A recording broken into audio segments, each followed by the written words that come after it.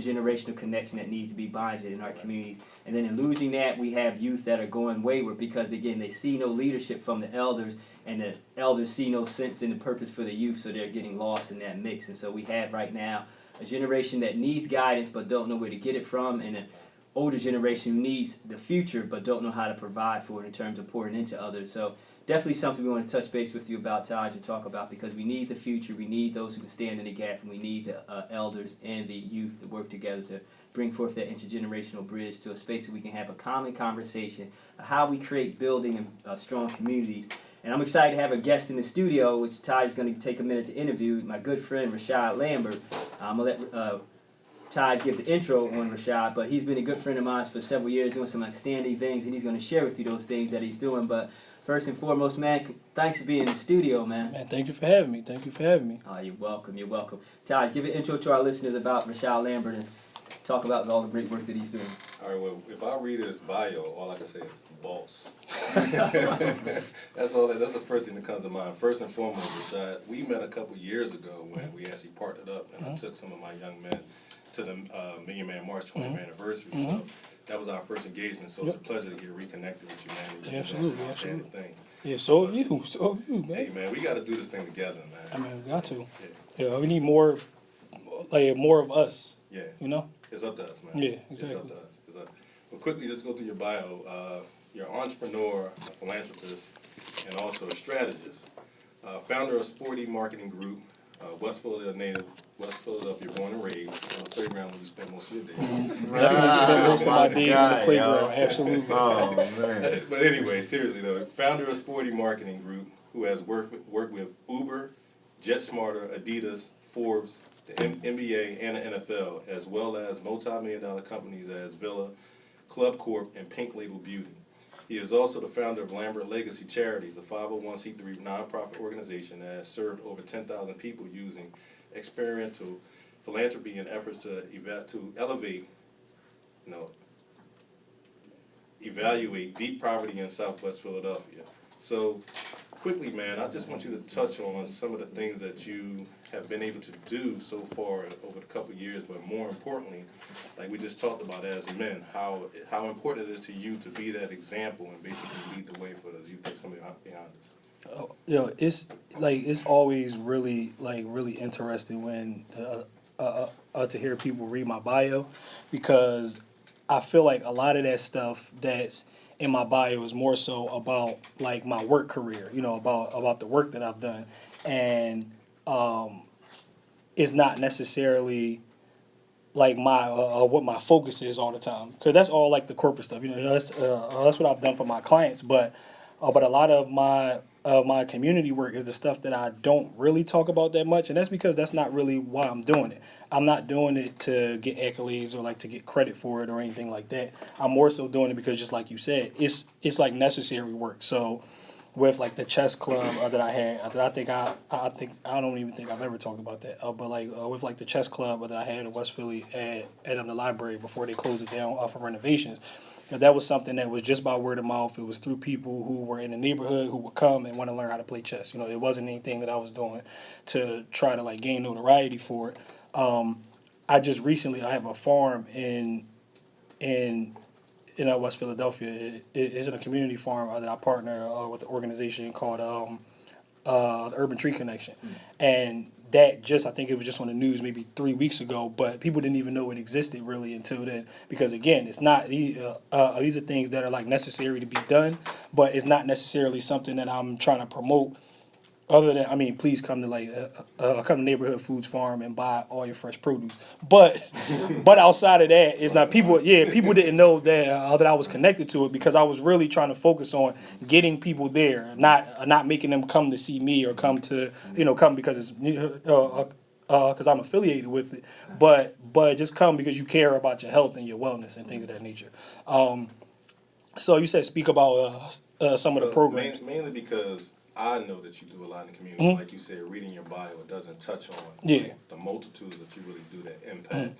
Like not only just the neighborhood of West Philadelphia, but the city as a whole. So through Lambert Legacy Charities, I actually started in 2009. 2010 is when we did our first event, and we do something called called the APIC Give Back.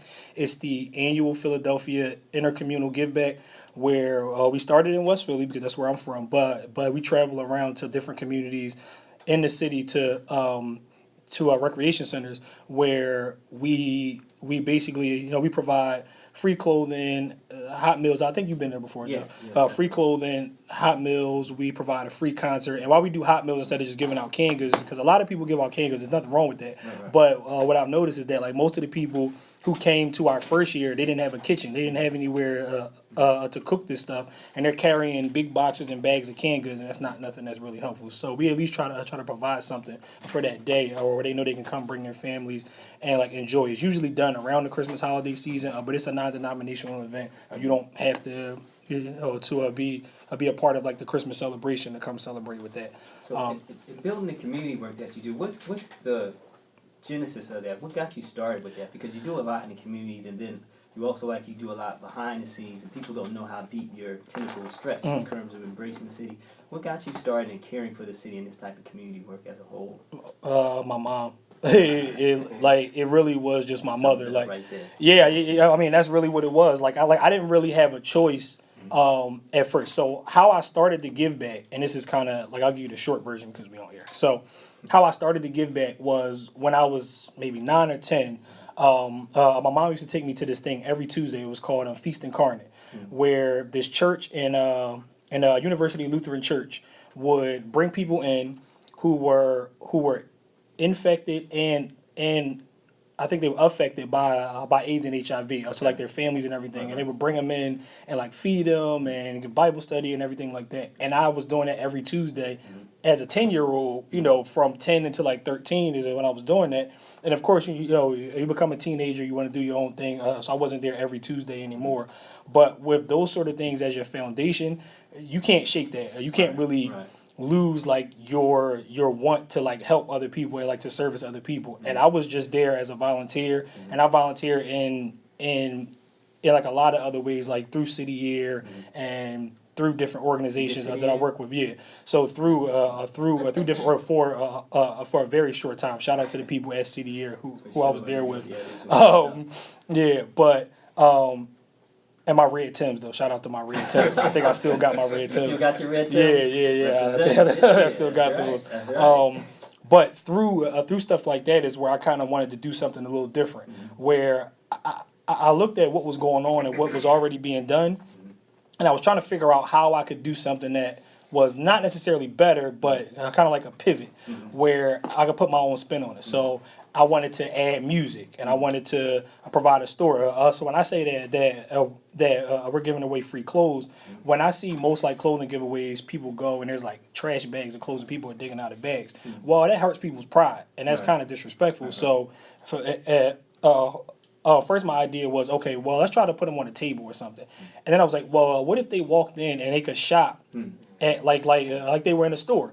So we bought clothing racks and set up clothing racks so people could come in with some dignity, take anything that they want. My rule is you can take as much as you can carry. So you can't come back all day and take all the clothes. But you can take as much as you can carry out. If you can fill up a trash bag, if you can carry it, cool. That's fine with you. If you can fill up, whatever you have, and you can take it with you. But I want people to leave that day not feeling like they went to like a charity event, just like they went to an event. Yeah. Like when we're serving these hot meals, is we have people serving them at the table. They're not in a line and trying to pick up food. We want people to come and feel like they're being served and they're being appreciated, because whether you black, white, Puerto Rican, or Chinese, is we're all Philadelphians.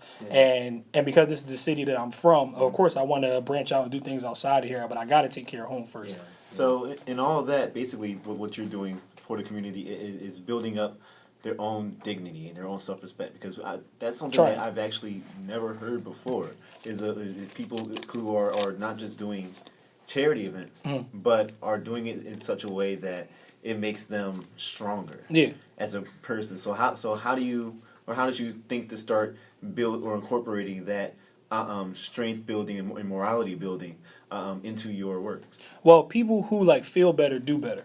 And when it's kind of like it's just a prime example. I haven't been to the gym, and I'm being honest, I haven't been to the gym in a long time. I'm looking out the glass a long time. But I haven't been to we can't all be tired. But today, right before I came here, I just went to the gym. It's my first time in the gym in, I don't know, about a month. Shout out to Knight's Gym. Shout out to Tommy Knight. I haven't been there in like a while, and I went to the gym today, and I feel completely different. I was only there for 45 minutes, so I had to leave and come here. Shout out to WPPM. That's right. Community Voice. I had to come here. I had to get here. Work out short. I had to get here. Next week, work him out hard. No, but tomorrow. Now, and that's just the thing is my mentality completely shifted once I got back in the gym. I remembered why I was going. It wasn't just about my physical. It was more so about my mental. Right. Because when I'm working out, I feel better and I can think clear. And that's kind of why I know that like most people feel better when they're treated differently or when they like mentally and they physically feel better. So one of the things that I always say is that my main business is, like he was saying, it is I'm a marketing company. And what most people think about marketing, they think like, think social media and all that other stuff. But one of the two true tenets of social media, of marketing is a sociology and psychology. So is what people do and why they do what they do. Right. And I kind of took that and fused that into like my nonprofit organization, because at first I just wanted to start a B corporation and just, kind of like Tom's and just give, and do like social giving. Right. But I wanted to, what he said is like experiential philanthropy is I want people to come and be hands-on with it. Like, don't just give me your money. Please give me your money. But don't just give money. Don't just try to write a check just so it make you feel better. Come and do something. And when you leave, I guarantee that you will feel better. There's one of our volunteers whose name I won't say because we're on the air, but she didn't want to come the first time. The first time, she couldn't understand why I was doing this, and we known each other a long time. She's like, why do you want to be there around these people? And I'm like, well, they're people, like just like you and I. Either one of us could be on the other side of that table or be sitting out there and watching the show, or it could be shopping, but we're not, and we're like fortunate enough not to. So why can't we help others get out of that situation? And we help them by building up their confidence and like helping them get into a place where they want to go look for a new job, or where they're put in a position where they can do better. Yeah, and that legacy, that's part of the legacy that you're leaving, because, I've been working with you and I've seen you work for a span of years. And one of the things I've always admired about you is that you do things with the community, not just for them. And that's that subtle mind shift change that you're putting into the community, is that, you're not actually handing them something, you're helping them along the way. You're doing it with them, because if you just do it for them, then that's, not empowering them, but you're doing it with them. So now they're engaging in it. Any of your events, you always see community. As a matter of fact, like your events, you sometimes, unless they're wearing your t-shirt, sometimes you don't know who's working the event. Because everybody's just, synergistically enjoying the environment. And so that's a beautiful thing. Speak about how you get that to happen at your legacy building, Lambert Legacy, how you get to work for the community and not just, with them. So is when one wins, we all win. So it's not about me. So I'll give you a more recent example, and I can get more detailed into it later. But one of the things that we have coming up this week is we have a fundraiser coming up for people who were victims of the hurricane, and instead of doing a fundraiser where we have like a sit down dinner where like people come just give money and do an auction, those are great events. But we try to do something that's somewhat a little bit different, where we want people to feel like they're like getting something as they're giving. So you said people come to the events and you can't tell who's working, because everybody is there to actually help. People aren't there to just get on their social media and say, hey, look at me folding clothes. It's not about that. It's more so about what can I get spiritually from this? Whereas when we clean up the rec center and we're shutting down for the day, people just feel they're exhausted because I put people to work, but they feel great about what they did, and that encourages them to do things differently. And when you leave from a give back on a Saturday and you go back to work on Monday, you're not the same person who left on Friday, who was just worried about, man, I can't wait to get out of here. Now you go back to work and you're like, listen, I want to help others be better. And kind of getting to that is really just like sharing my philosophy with them, is that we're all one. It's not those people, it's us. Like, we are all us. It's not a difference between us and them. The only difference is we got different names and we come from different places, but that's the only real difference, is that we're all the same people and we should treat everybody as the same way. you know. That's for sure. Listen to WPPM LP Philadelphia. We're talking to Rashaad Lambert, the CEO, founder, creator of Sporty Marketing, and also Lambert Legacy. Yeah, follow what you just said, Rashaad. I think it's powerful what you're doing, like you said, in terms of getting everyone involved, because I feel like that's one of the obstacles that we have in our communities, because everyone wants to do their own thing. You know, but what you're doing is cultivating that unity that we once had, because if we go back in our history, we got through oppression from sticking together. And people they tend to forget that.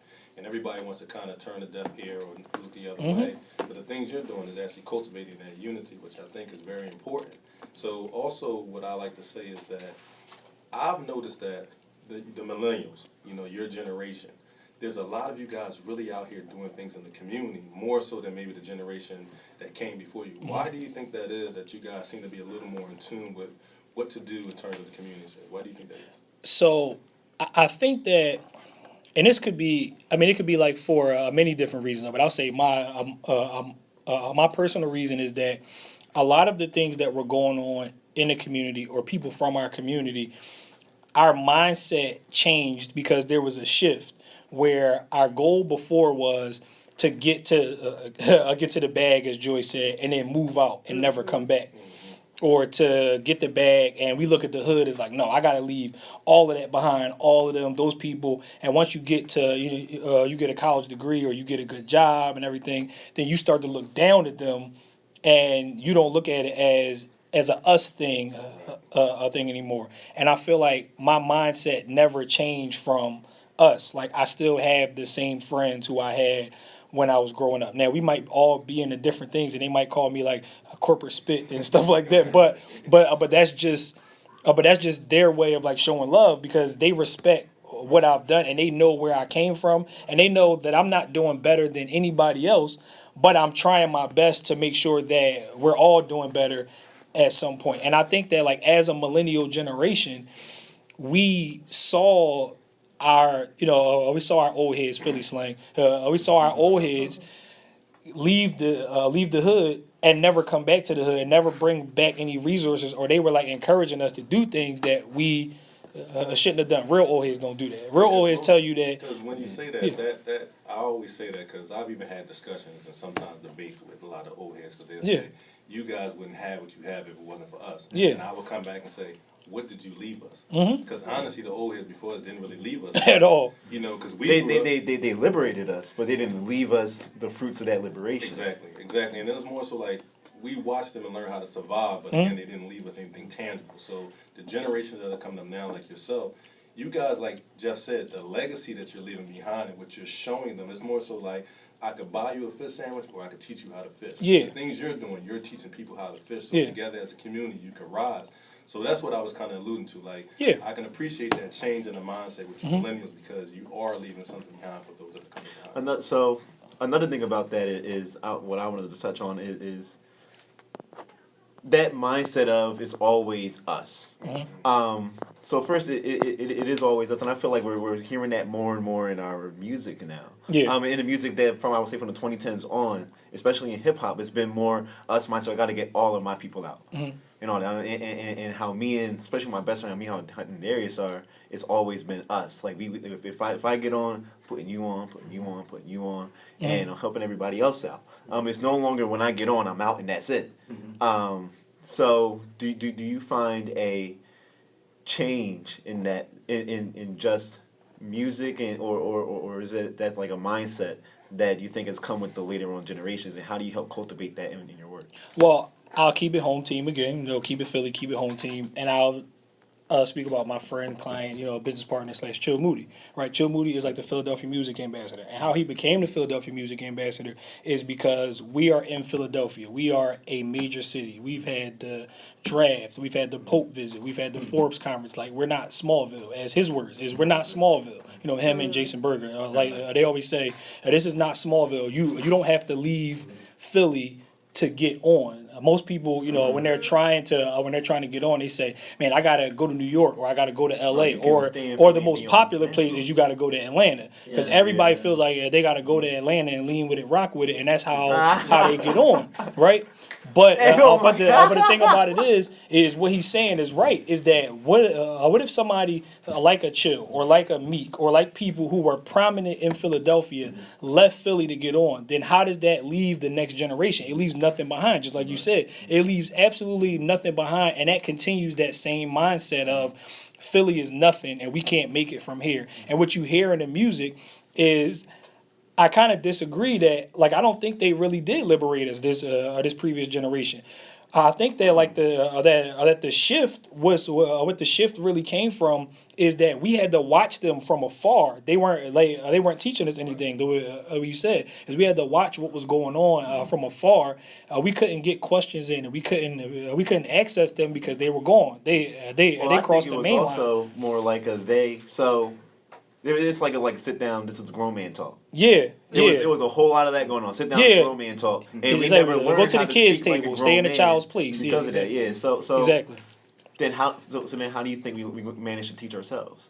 I mean, I think that that's what you were speaking to is that as the millennial generation, we kind of took bits and pieces from what we saw and we created our own way. Yes, they did blaze a trail, but by leaving breadcrumbs, and we were able to follow the breadcrumbs, and then we built our own gingerbread house. You know, It's part of making sure we have that intergenerational bridge. Who we initially talked about, and because probably older than everybody in the studio. Who you? No. A little bit. But, and not like in defense of the elders, but I do understand that there was a gap in terms of the transfers of information. But I do think that there was enough substance left.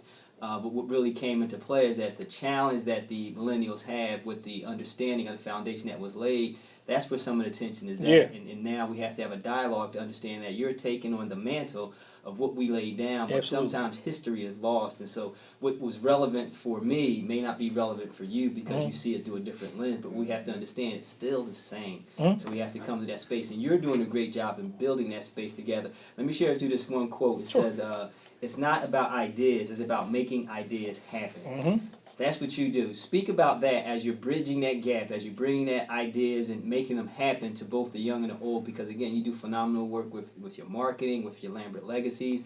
I was even awarded last year with one of your Lambert Legacy Awards, so I'm thankful for that, so appreciate you for that. So speak about how you make those ideas happen, and then Taj wants to jump in. Okay.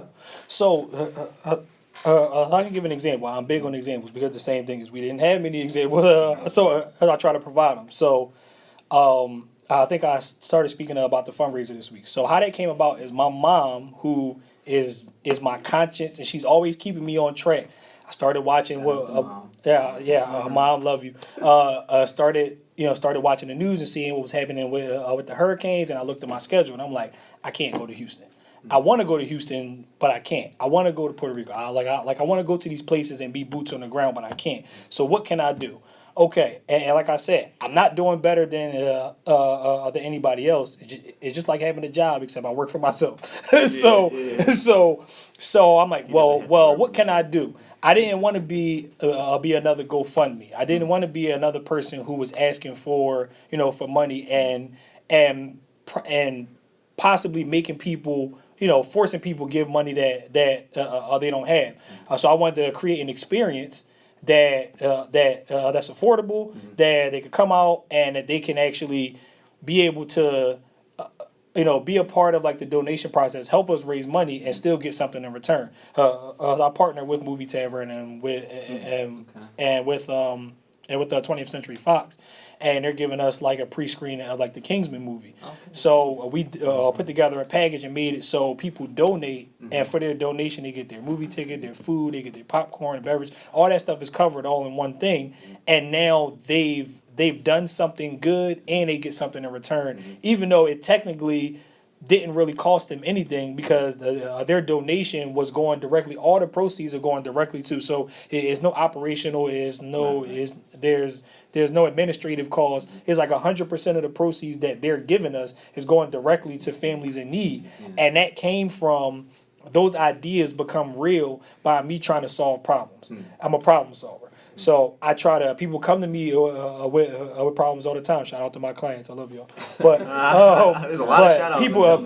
People come to me with problems all the time, and I pride myself on being a problem solver, I try my best to help things move forward instead of just saying, oh, I don't know. The easiest thing you could do is say, I don't know. Oh, I can't help you. I don't know what to tell you.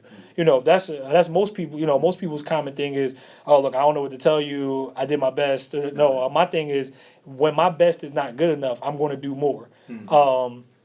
And not just because of me, but because again, I got my mom. Like, you ever see the cartoons? You got the angel on one shoulder and devil on one. I got two angels on both my shoulders. I got my mom and my grandma, and I'm looking over like, it's like, what you gonna do about this hurricane? What you gonna do about this hurricane? And I'm just like, I got to do something. I not doing anything is not an option. That's not an option, and not helping is not an option, and leaving these ideas dormant is not an option, because it's like they say dream deferred is like a raisin in the sun. So it's like idea deferred is like a raisin. The same thing. It'll dry up and and then what? And then what did I do? I had a great idea, had something that I wanted to do, but I didn't do it. And now what? It's kind of like leaving things behind and leaving like I'm one of those people who likes to leave it all on the court, even though I got a trophy and never played basketball. But but you got to leave it all on the court, or field or whatever. Yeah. Oh yeah. So is a trophy? Well, not as a trophy. Is an idea a problem that wants to be solved? Yes. That's what I think. I think that most ideas come from a problem that's trying to be solved. I think that if you look at this new Amazon deal of what might come to Philadelphia, right? If we bring Amazon to Philadelphia, that solves one problem for Amazon. They're moving into a major city that's like a budding major city. We're one of the fastest growing cities in the U.S. right now, fastest redeveloping and gentrifying cities in the U.S. right now. Yeah, the asterisk. So the idea is that they come into this city, move into the Navy Yard, possibly. I'm not even sure if I was supposed to say that, but whatever. Possibly move into the Navy Yard. You'll find out. And and if that is happened, that solves one problem, and that was one idea. Now the next idea, or the next problem is, how do we not gentrify all of Philadelphia with one move like that? Now we have to come up with new ideas, because you bring in a company that's like bringing Google here. Like, if you bring a company that large, that raises everything. It raises us as like a tourist spot. It raises everything, and now that's a new problem. So yes and no. Some ideas create new problems, and some problems are waiting for ideas. That's for sure, and that's where people like you and like me come into play, because we have our agencies lined up waiting to either solve or help them strategize around those problems. Holla at me, Amazon. Holla at me, Amazon. Exactly. It's us. Exactly. All of us. I'm putting you on. We all getting This on. is right now. This is between me and my brother Wayne. Oh, okay. So you telling me to go back to the Best Buy, right? Well, they gonna holler at you later. we need this. Let me give some quick shout outs, and then we're gonna finish up our interview with my brother Rashaad Lambert. We're gonna talk about a couple of events happening in the city. Tomorrow, Wednesday, is having their game night. So come out to Citizens Bank Park and take part in their game night. It's going to be at, again, Citizens Bank Park, which is 1 Citizens Bank Way, which is on the first baseline side entrance. So if you're familiar with Citizens Bank Park, you go to that entrance and take part in Win Wednesday. That's part of their month-long Women in Media events that they're going to be having. So tomorrow, come check them out, or go check them out at game night, September 20th at 5 p.m. at Citizens Bank Park. Also, the Mayor's Office of Black Male Engagement presents its 9th MBK, My Brother's Keeper, Community Conversation. Again, September 20th at Community College in Philadelphia. The event starts at 5:30 p.m. and the topic of discussion will be education. Let me just go back and say that Women in Media event, if you want more information about that, check them out at their website, which is womeninmediaglobal.org. Again, that's womeninmediaglobal.org. The CCP event for the My Brother's Keeper Conversation, that you can check them out on Eventbrite, which is mbkcommunityconversations.eventbrite.com. And then also the inaugural Pan-African Party with a Purpose is going to be taking place at Ambrosia's Kitchen. That's 114 Market Street. And for information about that, send an email to itsdeeperthantravel@gmail.com. Or you can check them out at Eventbrite as well. And then Saturday, again, Women in Media, they're having a month-long celebration, but on Saturday they're having their conference, Be Heard, Be Bold, Be Heard, Be Seen, and Be Bold. Saturday, September 23rd at WeWork, 1430 Walnut Street, starting at 9 a.m. For information, go to www.wim2017.eventbrite.com. That's www.wim2017.eventbrite.com for information about the Women in Media Conference. And then finally, for what's happening in the community here in Philadelphia, Beautiful Faces Royal Charity Ball. It's Beautiful Faces Royal Charity Ball taking place again Saturday, September 23rd, 7 p.m. And I know I'm going to mispronounce this country club, but it's either Lambert. Do you know the name? Lannert. Lannert. Yeah, Beautiful Faces Foundation. Beautiful Faces Foundation. Lannert Country Club, 950 West Chester Pike. And for more information about that, check out BeautifulFacesFoundation.com. That's BeautifulFacesFoundation.com. So those are the things that are happening in the city. Just wanted to give those quick shout outs to those events so that you can take part and support. And if you're out and about and you still have a couple minutes left, you can check out Artists for Kids. They're having an open house on art event, which is taking place now from 4 to 7. So you got a couple minutes as you're listening to the rest of the show. Travel on over there to help them out and support what they're doing. They're having an open house on art at the Old City Day School, which is 219 Culver Street, down there in in Old City, Philadelphia. So those are the things that are happening. And right now you're listening to WPPM LP Philadelphia, Community Voice with your host, Jeff Jones, as we talk to Rashaad Lambert and the great things he's doing with not only sporty marketing, but Lambert Legacy. So, Todd, you want to jump in? Can I drop two things in real quick before you go? Things. All right, two things. One, that Royal Charity Ball is going to be the most lit charity function.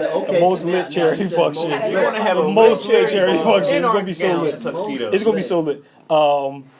And you can find out more information beautifulfacesfoundation.org/events. It's going to be a big thing.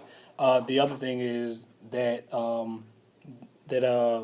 the movie screening that I was talking about is this Thursday at 7 o'clock at Movie Tavern in Flower Town. You can find out more information, sportymarketing.com/blog/Kingsman2, sportymarketing.com/blog/Kingsman2. I think it's sold out, so if you want to register, you might want to hurry up, but I'm pretty sure we won't have any seats left. But you can try. It's worth a shot. It's worth a shot. It's worth a shot. So knock yourself out. If I was going, I would go now, because by the time I say this, a lot of people just heard it, and That's for sure. it might be empty again. Sorry, y'all. But real quick, I know, Todd, you do want to jump in, but give everybody information where they can contact you. Okay, cool. You can contact me at Rashaad, RASHAAD, at sportymarketing.com. My Instagram is king_spit. My Twitter is the same, king_spit. My Facebook page is facebook.com/sportymarketing and facebook.com/king_spit. Hold on, I'm sorry. Can we give a background on that email address? Wait, which one? King Spit. Oh, King Spit. Oh, okay. All right. So, Man of many talents, y'all. so two things. So, I'm a retired rapper. I retired from rap like 15 years ago, maybe a little more, like maybe 12 years ago. From creative art. I'm retired. I like this side of the art better, not the other side of the art. And the king part came from if thou doth not proclaimeth thyself a king, who shall? Mm-hmm. So, I mean, why wouldn't I? That's right. Who shall? I don't know. So, you satisfied with that? I George? am. Oh, Spit used to be my rap name. I'm sorry, Spit was my rap name. So Spit, now Spit. you want to And that was just my nickname. I didn't ask, Nah. but if you would like He said- to. I have no bars. I have no bars. I can give you some of that 444, but I mean that's pretty much all I got for y'all. That's cool. So, you know what's better than throwing money? It's like, no. I just want to wrap up, man. First Okay. of all, kudos to you again, man. We salute you. You know, from one brother Thank to you, another, man. Thank you, from thank one you. king to another. You know, and this is the example that you're setting for not only young men but men in the community as a whole. There's a quote here. It's called, "To be a champion means staying focused, passionate, having dreams, a winning strategy, an ability to listen, avoiding bad choices, and being disciplined." You example all of that, bro. Thank you, man. So Thank you. again, we appreciate having you today, but most of all, just your heart for what you do. Because again, it's not about the fanfare; it's about the work. Yeah, and we exactly. need more of that because Exactly. in these days and time, everybody wants to glisten and glamour. You know, social media, everybody's all about the imagery, but to put the work in is really what's going to leave the legacy behind. So again, just want to thank you for coming through, man. No, I definitely thank y'all for having me. And sometimes, I mean, just like you said, it's not about the glitz and glamour and everything. Sometimes people, you got to share when you're in the nonprofit space, and you do have to share the things that you're doing because you want to garner support. But you don't want to be be the person who's like giving homeless people money on like your Instagram. Like that's not photo op. yeah, because what does that really do? That just shows I'm a good person, but we'll see that you're a good person by your work. Let your deeds speak for you. Yeah, and that's true. And then, definitely won't let you go because I know your time's precious. But one of the things you just touched on was that these self-grandizing acts that people do, and we don't want to go in a tangent about who those people are, but you know those people, right?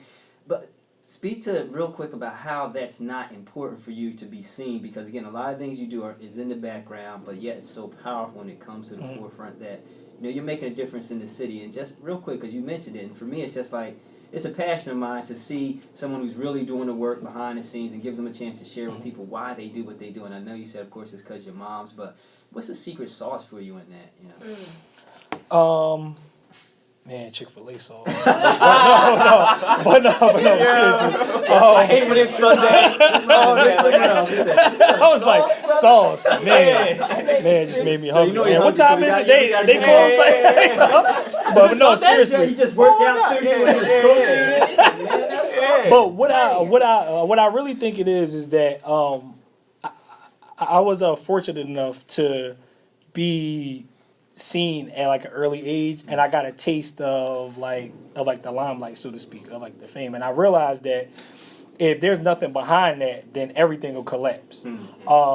And then I realized that I actually like to move in silence better and to move without having to be watched all the time. Like sometimes it's better to just do things and just to do it. I don't have to pull out my phone or, make a post or anything like that. It's really just about what I'm doing for that particular time. And I'm trying to set an example. That Lambert, that name actually means something. My last name is something that I'm actually, that's my legacy. And these are my charity acts. Like that's where that name came from, is I have 2 children. And that's my legacy. If they don't see what I'm doing, if they don't see me doing these things, just imagine, just think about it. People might not think about this, but just think about how my children would look at me if every time I did something, there was cameras around, or every time that I was doing something good that I wasn't the same person when the cameras were on and when they're not. Now, I'm around cameras a lot. I've been on TV. I'm on the radio right now. I'm going live on my Instagram, but when there's not, I'm still the same person. I'm probably a better person when there's not cameras around, because I don't know how to act when there's stuff like this going on. I'm trying not to say the wrong thing. I'm trying not to those things where. As when I'm just myself, that's just my personality. I love to help people. I love to work with people, and I love to make sure that the people who I'm working with come out better, whether it's because of me or because of something I said or because of something that I taught them. I want them to come out better on the other side of that experience, which is where back to again where that experiential philanthropy part came. Is I try not to preach anything that I don't practice.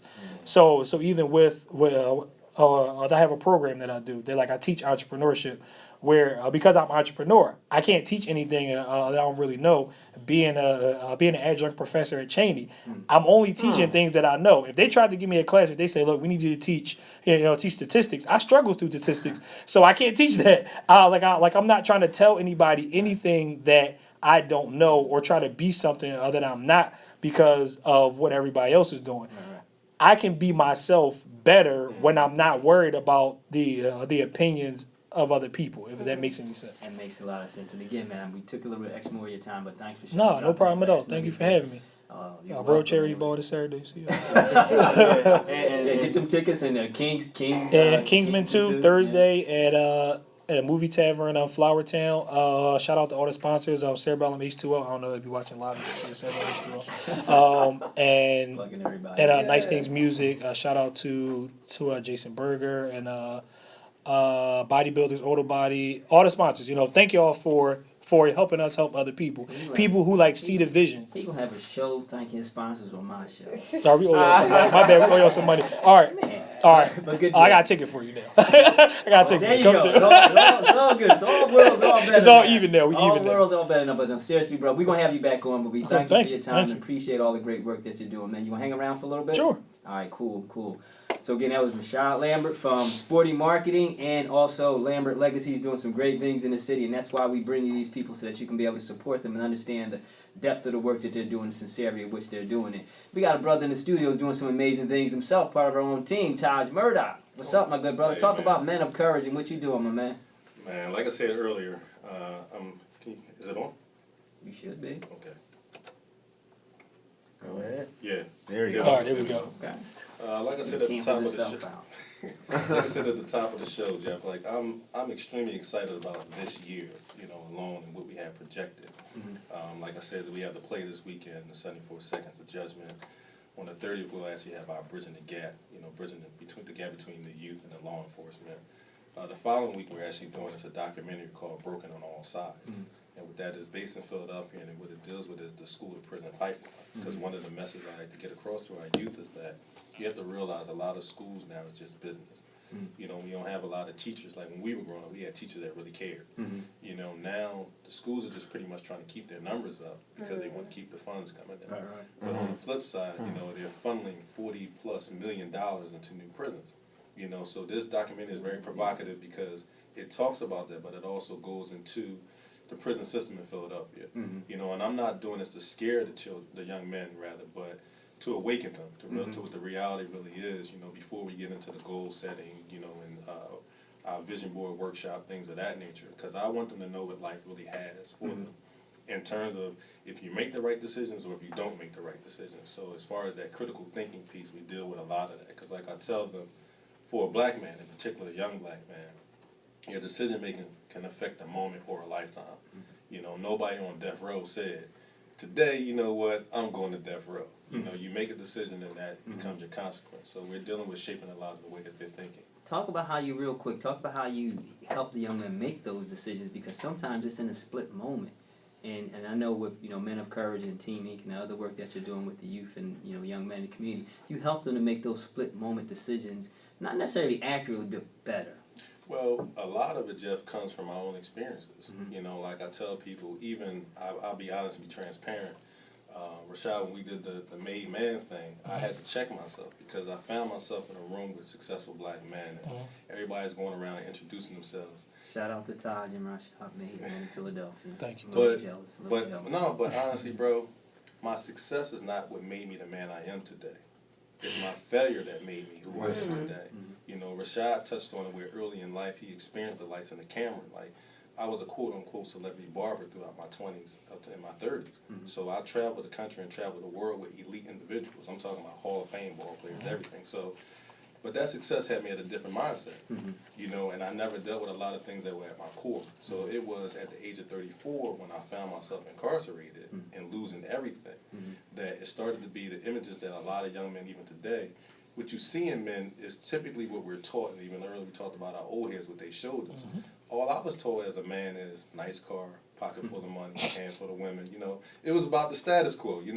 But when you're incarcerated, bro, as a grown man and don't have any of that, all you have is your character and your integrity.